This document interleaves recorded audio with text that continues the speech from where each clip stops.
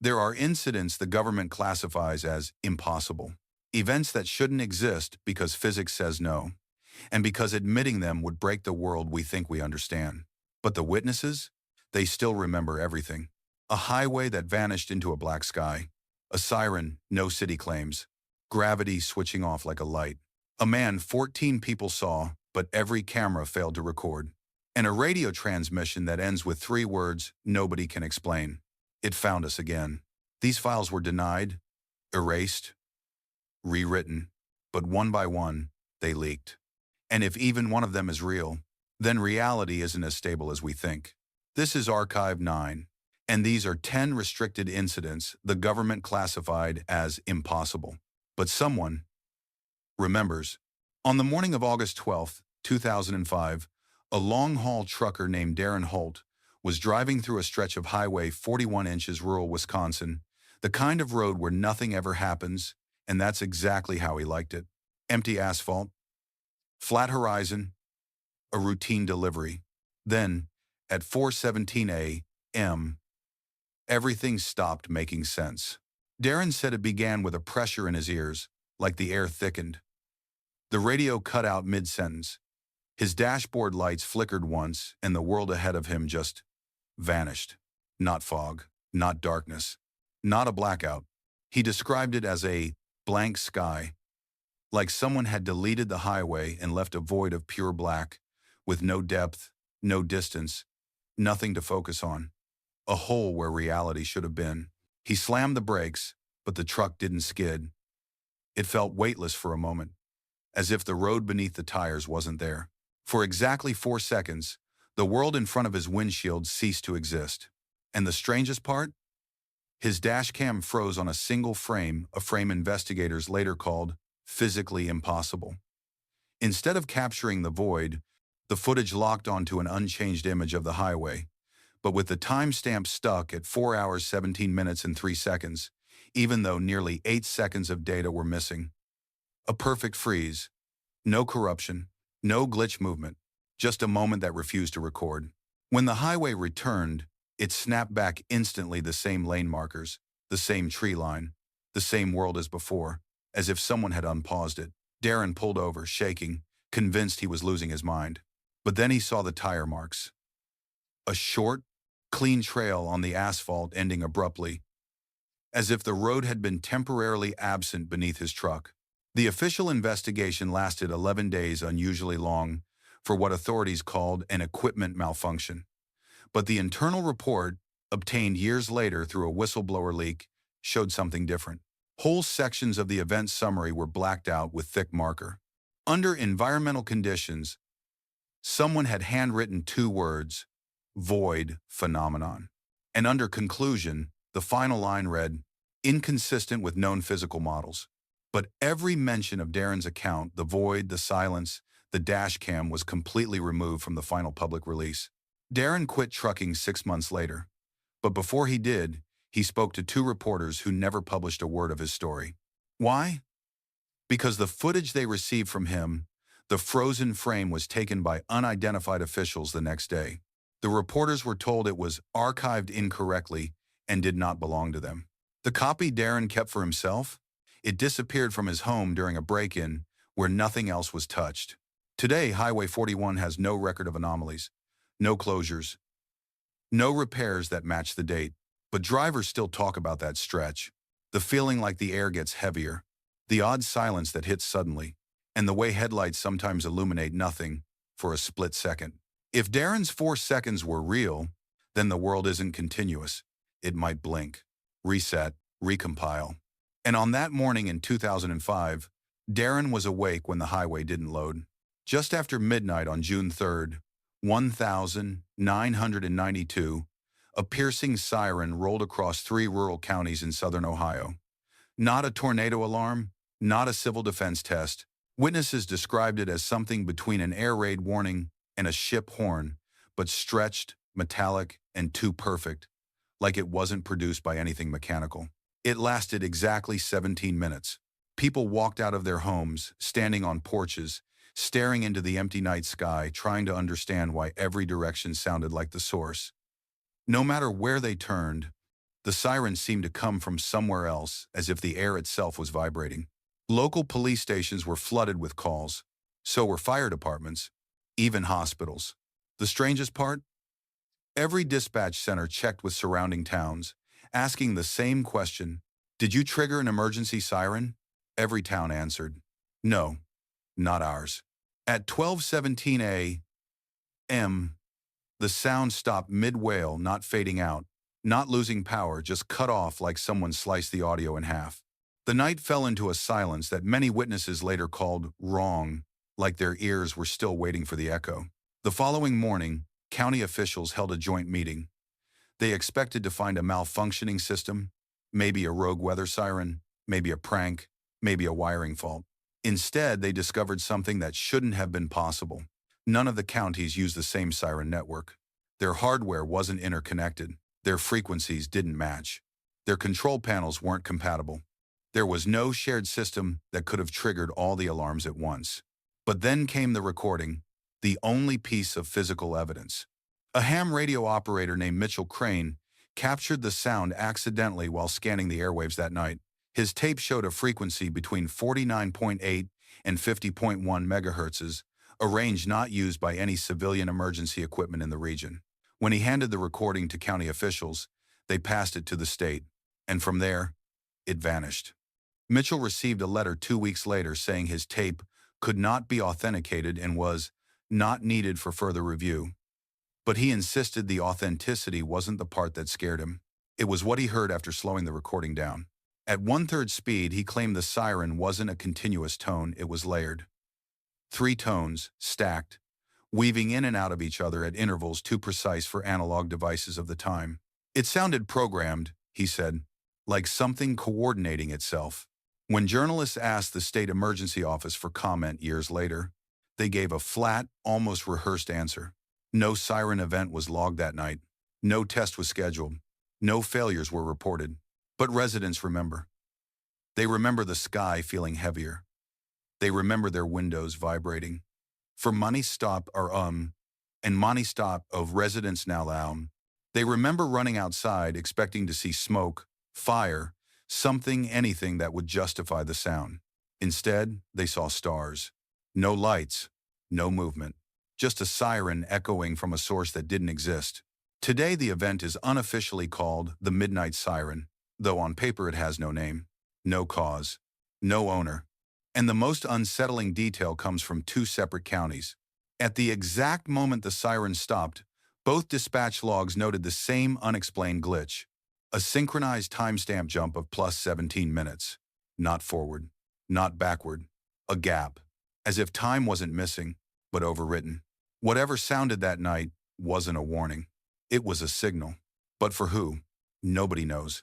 On the afternoon of March 9th, 1974, the quiet farming town of Redvale, Colorado, experienced something that no one outside its borders believed and no one inside has ever forgotten. It began at 2:14 p.m. when a shop owner named Linda Carr noticed a row of postcards on her counter start to flutter upward. She swore the air didn't move, and nothing fell. Instead, the objects rose slowly like dust motes drifting against gravity. At the same minute, a teenager down the street told his mother he felt lighter, as if his feet weren't fully touching the ground. Another neighbor said her laundry basket slid sideways off the porch, then hovered 2 inches above the steps. In the local cafe, a waitress watched a fork lift off a table and spin gently, as if suspended on invisible threads. The phenomenon lasted 179 seconds, just under 3 minutes, but long enough to terrify an entire town. What made Redvale's gravity failure so disturbing wasn't the floating objects, it was the silence. Residents described the same unnatural stillness. No wind, no birds, no passing cars, not even the hum of power lines. As if the world paused to watch. Local police initially dismissed the calls as exaggerations from a few excitable witnesses. But when 28 separate reports came in within an hour, all describing the same sensation of weightlessness, officers were forced to respond. At 3:50 p.m., the county weather office filed a preliminary note, anomaly suspected, investigate. That line is still visible on the surviving carbon copy. Everything after it was violently blacked out. But three names mentioned in that report resurfaced decades later. The signatures of three eyewitnesses who were interviewed separately, under oath, by a regional inspector. Beverly Rhodes, who said her coffee lifted out of the mug like a slow bubble and hung midair before splashing upward onto the ceiling. Thomas Wilder, who claimed the gravel beneath his boots felt soft, like stepping on a trampoline made of air.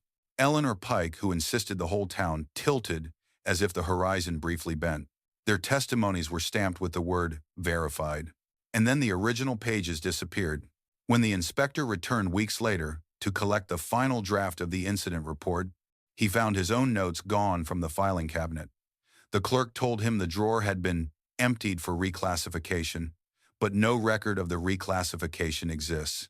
To this day, no federal or state archive lists any event in Red Vale on March 9, 1974. But something else happened, something even harder to explain. Every analog clock in town jumped ahead exactly 3 minutes after the anomaly ended. Not the same way, not at the same second, but they all advanced as if time didn't continue, but restarted. Engineers blamed electromagnetic interference. Physicists blamed misremembered timing. Local officials blamed mass hysteria. But none of those theories explain the Polaroid that surfaced in 1998, found in a shoebox beneath the floorboards of the old Red Vale Library. The photo was blurry, but unmistakable. A row of chairs floating 2 feet above a classroom floor. The timestamp was smeared, but legible enough. 2:16 p.m. Exactly 2 minutes into the gravity failure. 2 weeks after the discovery, the photo vanished from the local newspaper's archives, taken by state representatives who never provided paperwork or identification. Today, Red Vale is a town that avoids talking about 1974. Most of the original witnesses have passed away. The cafe is gone. The school has been rebuilt, but people still remember the moment the world felt weightless. The moment the sky seemed closer. The moment gravity let go. 3 minutes. That's all it was. But in those 3 minutes, Red Vale didn't break physics. Physics broke Red Vale. In the fall of 1986, an electrician named Robert Laird was sent to troubleshoot a flickering light in the basement of Hawthorne Middle School in Oregon, a building constructed in 1954 and, according to every blueprint on record, unchanged for over 30 years. At 7:42 a.m., Robert descended the narrow concrete stairwell carrying a toolbox and a portable work lamp. He knew this basement well. 2 storage rooms, a boiler cage, and a dead-end corridor, lined with dusty supply cabinets. But that morning, something new was there. Something that shouldn't have existed. On the far wall where bare concrete had always been stood a metal door, industrial gray, with no label, no handle scratches, and no sign it had ever been installed. It wasn't old and rusted. It looked new. Robert froze. He first assumed he'd mixed up the schools, maybe the district had renovated recently. But the dust along the floor told another story. There were no footprints leading to the door, except his. He approached cautiously. The metal felt cold, much colder than the room around him, almost refrigerated.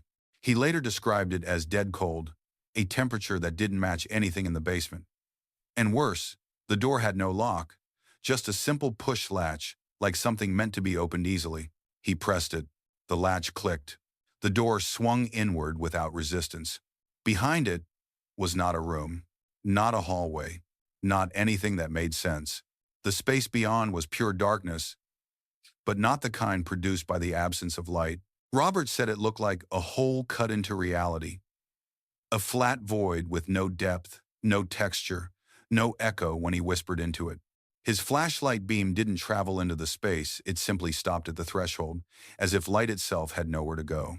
He stepped closer, reached his hand toward the darkness, and felt absolutely nothing. Not cold, not air, not resistance, just nothing. His instincts told him to leave. But something else caught his eye, the concrete around the doorframe. It wasn't cut, it wasn't patched, it wasn't drilled. There were no seams, no installation scars, no bolts. The frame was fused into the wall like it had grown there overnight. At 7:45 a.m., Robert radioed the school custodian, asking if there had been any construction. The custodian, confused, said the basement hadn't been touched in years. While speaking, Robert kept his eyes on the door, and that's when he noticed something truly unsettling. The darkness inside the frame was moving, not shifting, not swirling, but slowly expanding, like a shadow stretching toward him. Panicked, he slammed the door shut. The latch clicked. The cold evaporated. He backed away, breathing hard, and sprinted up the stairs. By noon, a district safety inspector arrived. He and Robert returned to the basement, flashlights in hand. Robert pointed to the wall. The door was gone. In its place, unbroken concrete, smooth, seamless. No scratches, no hinge marks, not even dust disturbed. The inspector dismissed Robert's claim as stress, maybe a hallucination from poor lighting, but he filed a brief incident note because Robert wasn't the first person to report something strange in the basement that year. 2 months earlier, a janitor quit abruptly after claiming a new room had appeared near the boiler cage before vanishing the next day. His report was ignored, and yet, the blueprints told the final truth. There had never been any room, door, or structural plan in that section of the basement. Not in 1954. Not in 1974. Not ever. The district locked the basement for the next 3 weeks. When it reopened, the electrician's note, the only written record of the event, had been removed from the file cabinet. The safety inspector who signed it claimed he never wrote such a report.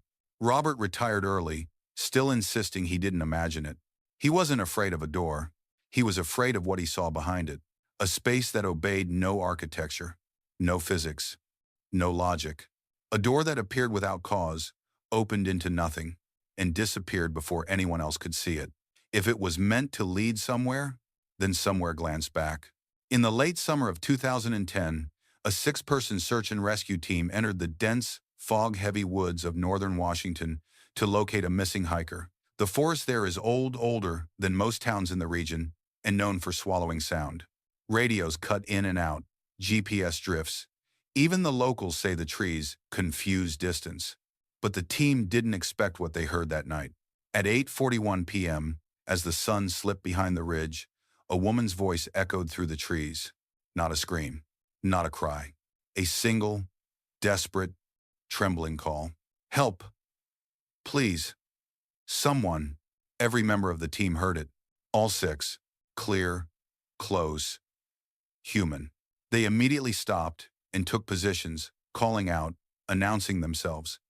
Their shouts bounced around the valley, but the reply came from everywhere at once, as if the voice had no direction. One rescuer described it later as hearing a voice inside the forest itself. The team split into 2 groups and moved toward the sound.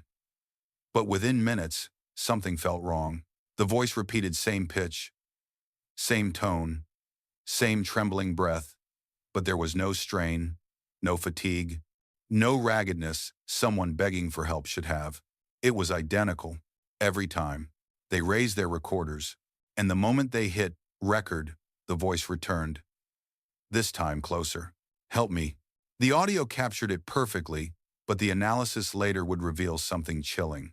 The waveform of the voice showed no fundamental frequency, no vocal fold vibration, no markers of a human chest cavity. It was a human voice without human anatomy. At 9:12 p.m., the team reached a clearing, a circular patch of ground where the trees bent inward unnaturally, leaning toward the center as if pulled by something. The air was cold in a way that didn't match the climate, and the wind stopped entirely. Then the voice spoke again, but this time, it didn't ask for help. It whispered, "I see you." The rescuers froze. One radioed HQ immediately. Another shouted for the person to reveal themselves. But the voice answered instantly, too instantly, overlapping the rescuer's last syllable, as if it wasn't reacting but anticipating. Here, the final straw came when one of the rescuers tried triangulating the sound with a directional mic. The needle twitched, spun, and then pointed straight up toward the empty black sky above the clearing. They retreated. Once back at base, shaken and pale, they reviewed the audio. On the tape, the voice sounded normal enough, eerie, trembling, undeniably female. But when filtered, something emerged beneath the surface. A second tone layered under the voice, a tone consistent with no known mammal, not human. not animal, something else. The report they filed that night was 3 pages long. When the official archive copy was issued 2 weeks later, it had been reduced to 8 sentences. The mention of the clearing was removed. The recording was listed as corrupted. The note about the non-human waveform was deleted entirely. Only one line from the original draft survived. Unknown source, unknown emitter, voice present without body. The missing hiker was found the next day miles away, alive, dehydrated, and confused. When asked if she'd called for help, she shook her head and cried, because according to her, she never screamed, she never shouted, she never said a word. She said she heard a voice too, a woman calling for help, over and over, in the dark. Always the same tone, always the same distance away. But no matter how much she ran toward it, the voice never came closer. On the quiet morning of October 4th, 1951, the station master of Harrow Junction, a small railway stop in rural Montana, prepared for what should have been an uneventful shift. Harrow Junction handled only 4 trains a day, all freight, all scheduled, all predictable. The kind of place where the clock, not the passengers, tells you what's happening. At 9:03 a.m., the telegraph clacked. A short message from Central Rail Dispatch. Train 47. Delayed 3 minutes. Arriving shortly. The station master frowned. Train 47 wasn't on the roster. More importantly, there was no Train 47, not that day, not that month, not on any timetable going back a decade. Still, the dispatch log was clear. The number was correct. The message was authentic. At 9:06 a.m., the crossing lights came on. At 9:07 a.m., the rails began to vibrate. And at 9:08 a.m., a locomotive rumbled into view, a matte black engine, old-fashioned even for 1951, pulling 4 boxcars with no logos, no route markings, and no visible crew. The strangest detail? The train moved in absolute silence. Metal wheels on metal tracks should scream, grind, echo. But this one glided like it was passing through snow. The station master reported the arrival as protocol required. Dispatch confirmed again. Train 47, scheduled arrival logged. But when he stepped outside to greet the engineer, the cab was empty. No conductor, no crew leaning out, no lights inside the compartment, just a dark window reflecting the morning sun. As the train slowed to a stop, something else became clear. The air around it felt wrongly cold. A temperature drop of nearly 15 degrees within a radius of a few feet. The station master climbed the small ladder toward the cab. He knocked once. Then again. No answer. He swung open the heavy metal door. Nobody. Not a coat, not a glove, not a coffee mug. No signs a human had touched that interior in years. He backed away, shaken, and went to inspect the manifest box attached to the first freight car. Inside was a single sheet of paper, yellowed and torn. Harrow Junction, scheduled drop. Date? Blank. Blank. Cargo. Redacted. The cargo line had been scratched out violently, almost gouged. But beneath the scratch marks, faint impressions remained as if someone had written something, then tried to erase it too aggressively. Before he could study it further, the train lurched forward. He hadn't heard an engine rev. He hadn't seen anyone return to the cab. It simply departed. By the time it disappeared behind the pine trees, the air temperature returned to normal. Birds started singing again. Wind returned. The world resumed. He radioed dispatch once more. And this time, the reply chilled him. There is no record of Train 47. Do not log phantom activity. Return to standard operations. The original telegraph message, the one that announced its delay, no longer existed in the system. The dispatch officer on duty swore no such message was sent. Within 48 hours, the station master was reassigned for report inconsistency. His replacement found his desk emptied and his notes gone, including the torn manifest sheet. But decades later, railroad enthusiasts who studied abandoned lines found something peculiar. Harrow Junction's rail logs from the 1,940 list a Train 47 assigned to a classified government courier route, a route discontinued after a derailment that killed the entire crew. The engine was never recovered. The cargo was never found. The number was retired permanently. And yet, in 1951, something wearing the identity of Train Force 7 arrived exactly 3 minutes late, not on the schedule, not in the records, not in any world where logic holds, only in the witness memories, and in one torn manifest that no one has seen since. On the afternoon of May 22nd, 1998, the downtown plaza of Riverside, Illinois was alive with the usual Friday rhythm. Parents picking up their kids, teens clustering around the fountain, office workers heading toward their cars. At 4:19 p.m., something happened that more than a dozen people still swear they witnessed, and yet not a single camera in the plaza recorded. A man walked through the square, nothing out of the ordinary, except for one detail. Every witness described the same man, but every camera failed to capture him. The first report came from a barista at a corner cafe. She saw him stride past the patio with an oddly deliberate walk, head slightly bowed, hands clasped behind his back. His clothing stood out formal, outdated, almost 1,950 seconds in style. A charcoal gray suit, thin tie, polished shoes.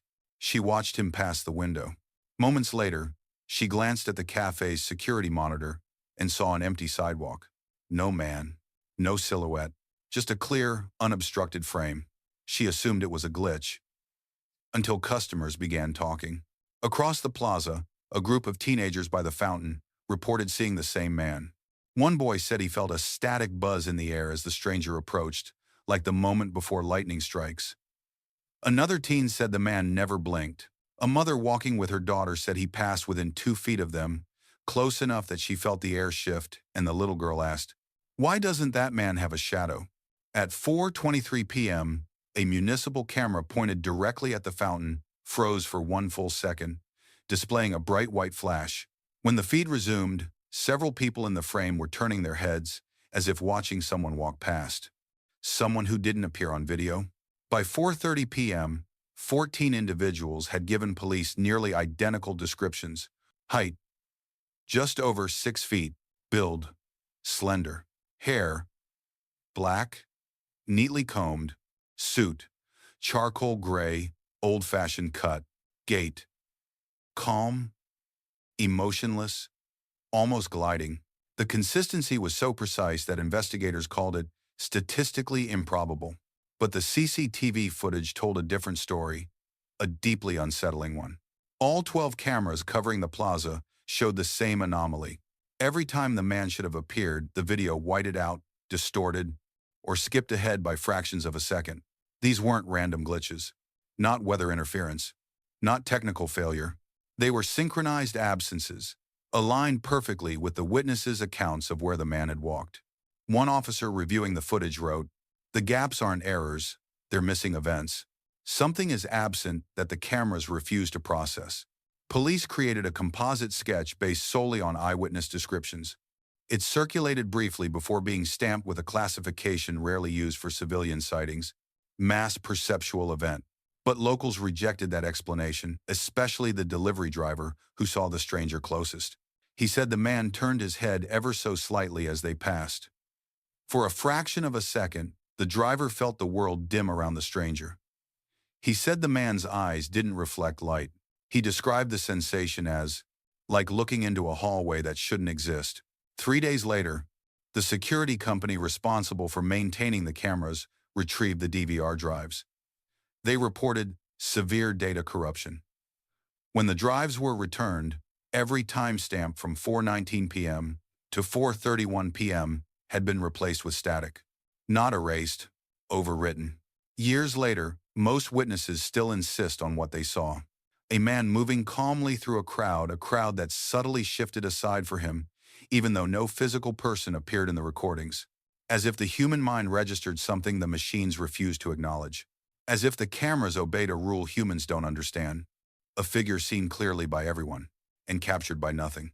What kind of entity moves through the world visible only to human eyes, but invisible to anything designed to record? Case 7 leaves no answers.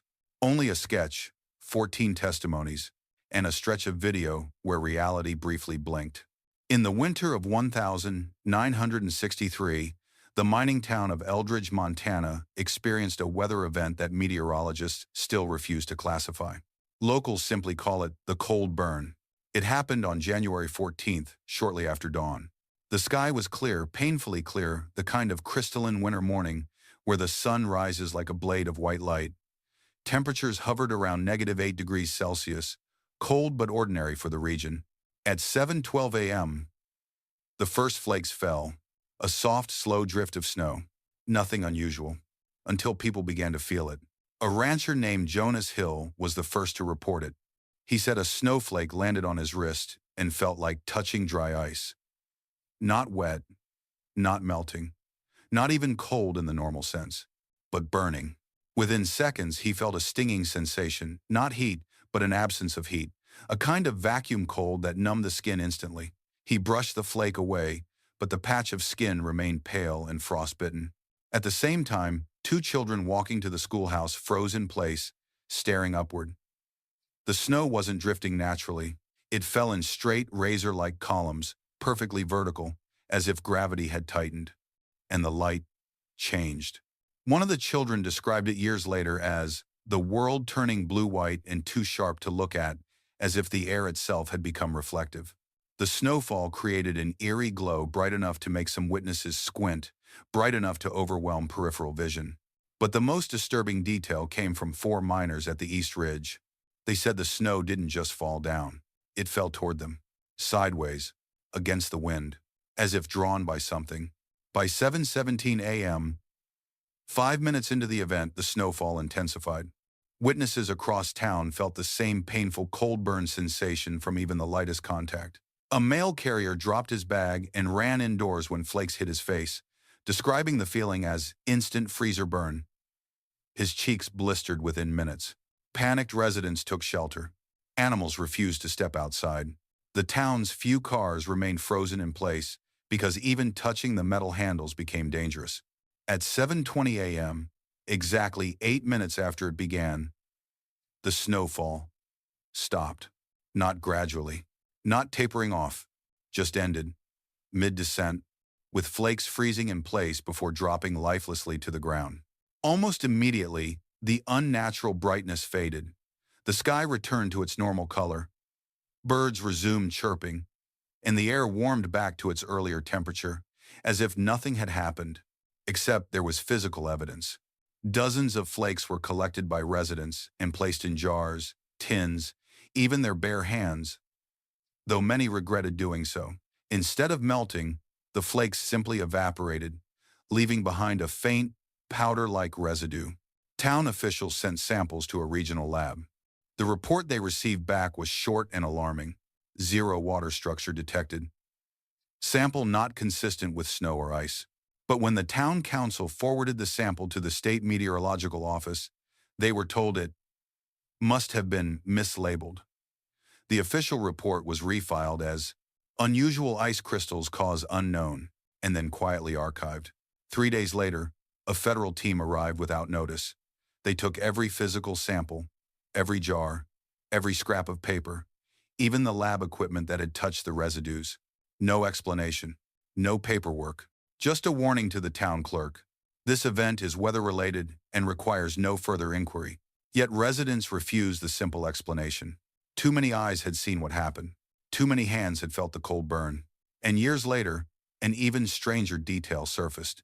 2 amateur photographers had taken pictures of the snowfall with their old film cameras. When they developed the film, every frame taken during the 8-minute event looked overexposed, washed out in blinding white, except for one. A single photo, taken at 7:18 a.m., showed flakes suspended in midair, not blurred, not streaked, frozen. Each one perfectly shaped, but unnaturally angular, almost crystalline in a way no snowflake should be. Scientists who examined the photo decades later said the geometry was incompatible with atmospheric processes. Atmospheric processes, not physics, not chemistry. It was the closest thing to an admission anyone ever gave. Today, Eldridge still remembers the snowfall that didn't melt, the light that blinded, the cold that burned. And for 8 minutes in 1963, a town learned that weather isn't always weather. Sometimes it's something else moving through the world, leaving traces we were never supposed to analyze. In the early hours of September 11th, 2021, two sheriff's deputies from Pine Hollow County began a routine patrol along a quiet 900-meter stretch of Route 19, a stretch so short and uneventful that officers jokingly called it the nap lane. But at 2:14 a.m., the patrol car's onboard GPS began to behave strangely. The digital map flickered. The cursor jumped forward. Then the displayed road bent impossibly, forming a perfect closed curve, a loop with no beginning and no end. At first, the deputies laughed it off as a signal glitch. Mountain towns are known for bad reception. And mountain towns, and mount. But when they checked their odometer, something didn't add up. They had driven nearly 14 straight minutes without reaching the intersection that should have appeared within 60 seconds. The deputy in the passenger seat leaned forward, squinting at the dashboard. "Did we miss it?" he asked. The driver slowed the car, eyes fixed on the shoulder of the road. Same landmarks, same thin pines hugging the highway, same rusted guardrail, the same exact cracked reflector at the roadside. Again, the deputy swore he'd seen that reflector earlier, the one with a diagonal scrape across its surface, like someone had hit it with a baseball bat decades ago. He noted it out loud. 3 minutes later, it appeared again. By the fourth repetition, both men felt an unease that bordered on nausea. Not just disorientation, something closer to the instinctive panic of a prey animal realizing it has returned to the same clearing twice. At 2:21 a.m., the patrol logs from their dashboard system show repeated radio calls attempting to reach dispatch. Every attempt failed, either static, partial transmission, or immediate termination. It was as if the signal wasn't being blocked, but redirected. The deputies turned around. The GPS cursor turned with them, rotating, stretching, trying to redraw the geometry of the road but warping into shapes that made no cartographic sense. At one point it displayed a spiral, then a figure eight, then a shape neither man recognized, not a road, not a loop, not anything with Euclidean geometry. At 2:26 a.m., the passenger deputy did something that later baffled investigators. He reached out of the window and dropped his pen onto the asphalt as a marker. They drove another 8 minutes, and there it was, the same black pen, lying in the same position on the same patch of road. The driver slammed the brakes, and both men sat in silence. The pen was ice cold. Not cold like night air, cold like metal pulled from a freezer. The driver touched it, then immediately dropped it, shaking his hand. The deputy later described the sensation as wrong, cold. The kind of cold that feels manufactured, not natural. By 2:31 a.m., fear overtook protocol. The deputies decided to abandon the road entirely. They pulled onto the shoulder, through a shallow ditch, and into a sloping field. The car struggled across the uneven ground, jolting violently until suddenly the GPS beeped once, then twice, then again. Signal restored. When they reached the main highway and radioed in, dispatch responded instantly. The operator claimed she had been trying to reach them for 20 minutes. "We didn't hear anything," the driver said. "You weren't on Route 19, she replied. "You weren't on any road." The deputies insisted they stayed on the same 900-meter stretch. Dispatch insisted their GPS beacon had vanished, entirely blinking off the map at 2:13 a.m., reappearing miles away at 2:32 a.m., with no trace of the intervening time. The official incident report filed the next morning labeled the event as Roy Lan Din Hung environmental cause unknown. But the internal notes, the ones not meant for public release, told another story. A screenshot attached to the file showed the patrol car's GPS path during the anomaly. Not a loop, not a straight line, not a malfunction, a perfect circle. Drawn again and again, 12 times between 2:14 and 2:31 a.m., each circle nearly identical, each one enclosing an impossible space the size of a small field. The circle had no road inside it, no geography, no terrain that matched any known map. As if, for 17 minutes, the deputies had been driving inside a sealed pocket of reality, a looped slice of space they were never meant to enter. The pen they dropped was logged as evidence. The next morning, it was missing from the evidence room. The camera facing the locker froze at 33 a.m. Free hum. Free hum. The exact minute the logbook entry says the pen disappeared. The deputies still insist on what they experienced. The same road, repeated endlessly. The same reflector. The same forest. A loop that wasn't a road, but something pretending to be one. Something that let them leave only when it was done with them. There is only one file in the Archive 9 collection that lacks a date, a location, or even a responsible agency. A file so fragmentary and mishandled that its very existence raises a question. How do you investigate something that shouldn't have been recorded? The case consists of one audio clip, 2 minutes and 19 seconds long. No metadata, no origin tag, no classification stamp, just a strip of magnetic tape found inside an unmarked envelope during the 1997 inventory of a decommissioned emergency communications center in Nevada. The envelope contained no notes, only a handwritten message on the flap. Don't let it loop again. Technicians restored the tape as best they could. What survived is unsettling not because of what's on it, but because of what's missing. The recording begins with ambient radio hiss, then two voices, faint but intelligible, speaking in clipped, urgent tones. Their identities are unknown. Even their genders are ambiguous because the audio is warped, stretched unevenly, as if the tape had been partially erased and then dragged through the machine at inconsistent speeds.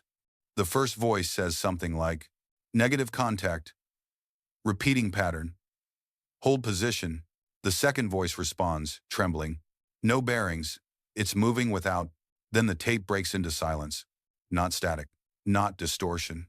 A perfect void like the microphone had been swallowed by empty space. At 0:49, the audio returns abruptly. The first voice whispers, don't acknowledge it, just keep talking to me. The second voice tries to speak but stammers, words dissolving into fear.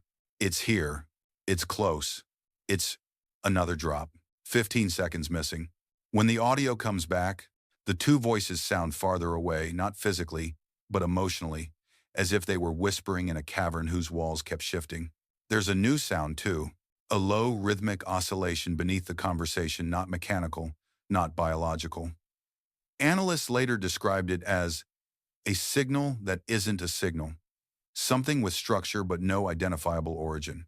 At 1:37, the first voice becomes clear for the first time, terrifyingly clear. Do not respond to it. If you respond, it learns you. The second voice whispers something indecipherable, then gasps sharply, followed by a thud, as if someone dropped the microphone. Then, nothing. A silence so deep that digital tools struggle to interpret it. Not noise. Not blank tape.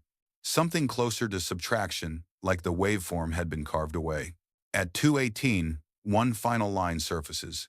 A voice, possibly the second, possibly neither, spoken in a tone that does not match human behavior under stress.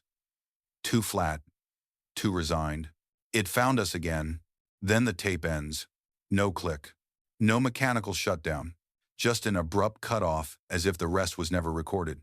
Over the next decade, analysts tried to trace the origin. They failed. The oscillation in the background shows no match with any known transmission frequency. The silence gaps are not normal erasures, they are absences, suggesting that whatever was on the tape was removed intentionally or never existed to begin with. One unsettling theory proposed by a retired radio engineer suggests the tape wasn't capturing a conversation at all. It was capturing an intrusion, something entering the channel, listening and reacting. This theory gained traction after technicians discovered something chilling about the final line. When isolated, the waveform of "It Found Us Again" contains structural echoes, subtle patterns consistent with playback, not speech, as if the tape wasn't recording someone saying it, but something repeating it. The case ends there. No follow-up documents, no associated logs, nothing but 139 seconds of half-erased conversation, and the sense that someone or something was trying to communicate while preventing itself from being fully heard. Of all incidents in the collection, this is the only one archivists refuse to play aloud in the office. They say the tape seems to listen back. They say equipment behaves strangely for hours afterward. They say the final line sometimes sounds slightly different each time you hear it. If true, it means the tape isn't a recording. It's an encounter. And if the message on the envelope is real, don't let it loop again. Then whatever found them once might still be tracing the signal. You've just heard 10 restricted incidents the government labeled impossible. Cases erased, rewritten, denied, yet witnessed so clearly and remembered so painfully, they refused to disappear. A highway that vanished. A siren no city claims. Gravity letting go. A stranger cameras refuse to see. A broadcast that shouldn't exist. Whispering that something found us, again. If this is what slips through the cracks, imagine what never reaches the surface. Archive 9 is built on what wasn't meant to survive. The leaked files, the deleted recordings, the stories families still whisper because no official record will take them. And there are more. So many more. Some locked behind classification stamps, some buried in obsolete systems, some sitting quietly in inboxes until the wrong person opens them. If you want to keep following the trail, if you want to know what else slipped out of the dark, stay close, because the next file we found, the one we're preparing for the next episode, wasn't just denied. It was hunted, and once you hear it, you'll understand why Archive 9 exists at all. I'll see you in the next case. If you're still willing to know.